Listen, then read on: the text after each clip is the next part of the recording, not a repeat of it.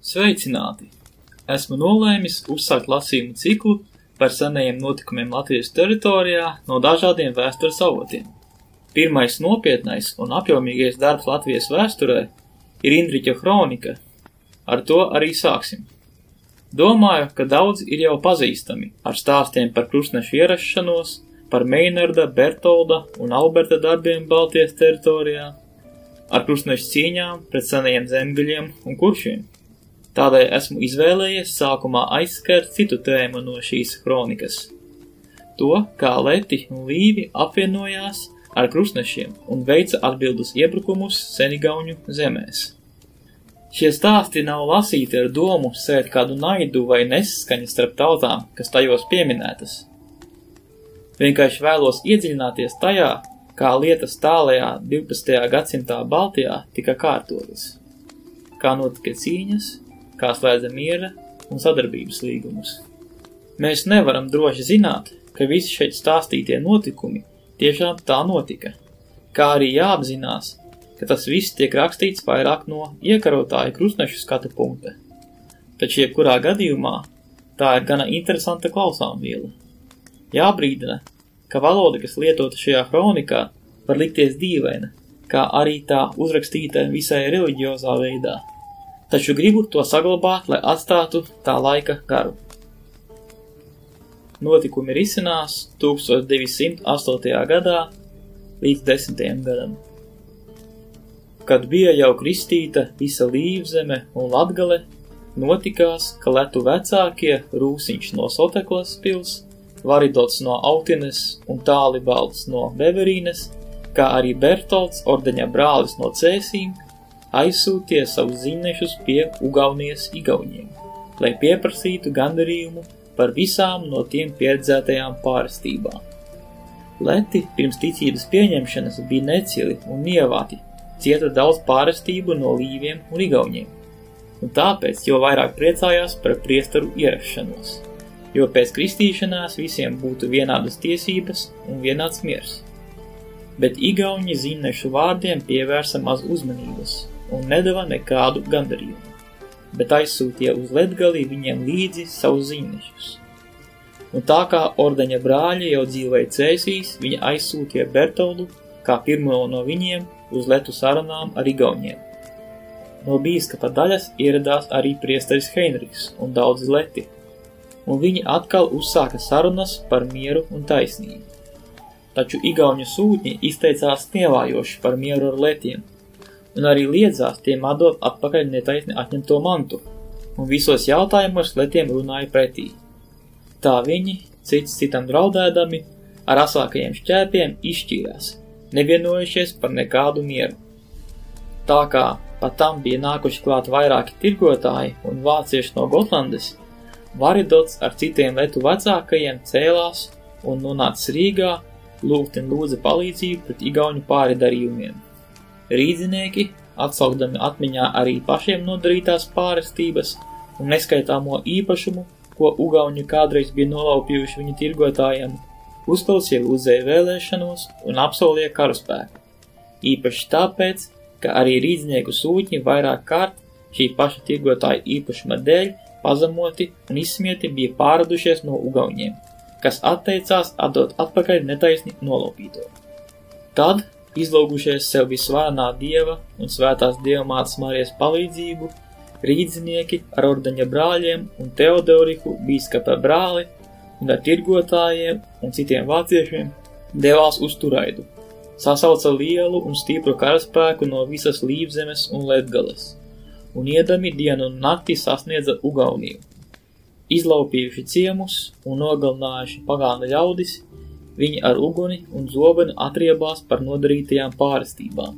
Beidzot sapulcējās pie Otopē pils, kas nozīmē lāča galva, un pielika tai uguni. Tad viņi 3 dienas atpūtās, bet 4. ar lopiem, gūstekņiem un visu laupījumu griezās atpakaļ uz savu zemi. Atgriezušies savā zemē, Leti nocietināja savas pilis un ļoti drosmīgi gatavojās cīņai. Sanesuši pilīs visu savu mantību, viņi gaidīja igauņu karaspēku, gatavi tam stāties pretī. Ugauņi, atsaukuši sev palīgā sakaliešus, pēkšņi iebruka letu zemē. Trikārtas novadā sadedzināja dzīvu kādu letu, vārdā Vardeks. Citus sagūstie, nodarīja letiem lielus zaudējumus un aplenkuši Beverīnas pili, veselu dienu uzbruka letiem, kas uzturējās tajā. Bet leti iznāca no pils un drošsirdīgi gāja igauņiem pretī uz cīņu.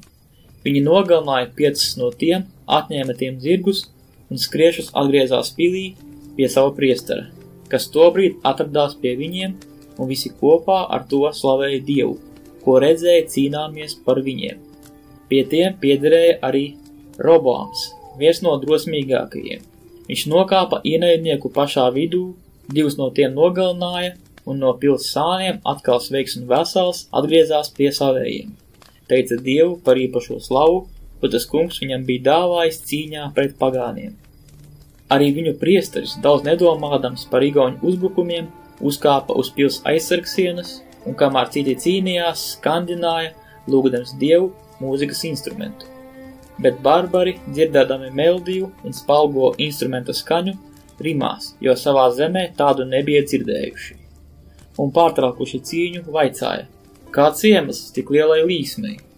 Leti atbildēja, viņi priecājoties un slavējot Dievu par to, ka nulle saņēmuši kristību, redzot, kā Dievs viņus aizstāv. Tad igauņi ierosināja apspriesties par miera atjaunošanu.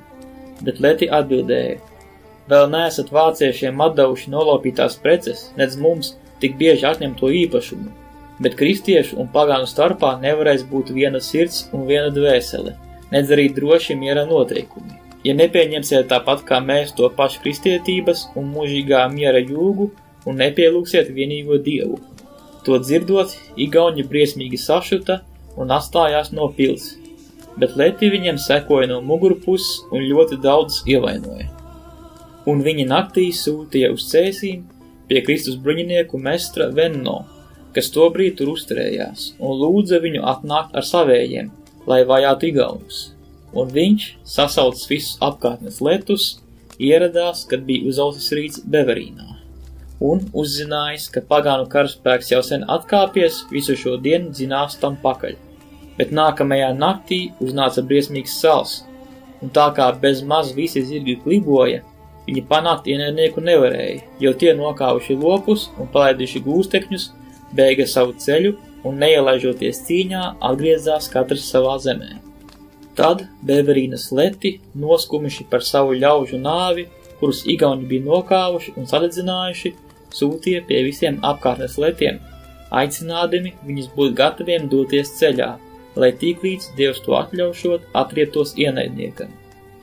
Un tā notikās, ka Rūsiņš, drošsirdīgākais no letiem, un Varidots ar visiem letiem, kas bija viņu zemēs, lielā skaitā sanāca pie minētās Beverīnas pils. Sazvērējušies pret igauņiem, tie gatavojās izlaupīt viņu zemi, un apbruņojušies ar ieročiem, kādi viņiem bija, pavirzījās uz priekšu vienas dienas gājumā. Tad atpūtā sakārtoja savu karaspēku un iedami nakti un dienu iebruka Sakalas novadā, kur visos ciemos un vietās sastapa vīriešus, sievietes un bērnus mājās, un viņi no rīta līdz vakaram nāvēja visus, ko vien atrada, gan sievietes, gan bērnus, gan 300 Sakalas novada labiešus un vecāko. Turklāt neskaitāmus citus, kamēr nāvētāju rokas, milzīgajā cilvēka apkaušanā nokausētas, vairs nejaudāja. Visiem ciemiem mirstot pagānu asinīs, Leti otrā dienā devās atceļā.